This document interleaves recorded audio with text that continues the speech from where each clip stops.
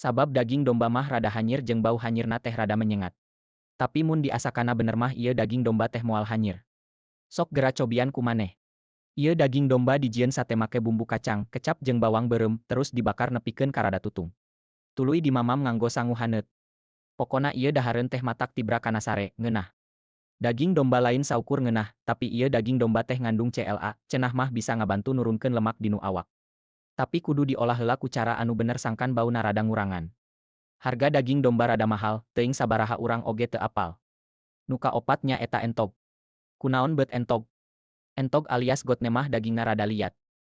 Ngeunahna di balado atawa digoreng. Sok gera cobian kumaneh. Ieu daging entog diasakan make bumbu jahe jeung katuncar. Tuluy dicocolkeun kana sambel tarasi, dibar ngan ku sangu anu haneut jeung pulen, beuki weh ngeunah.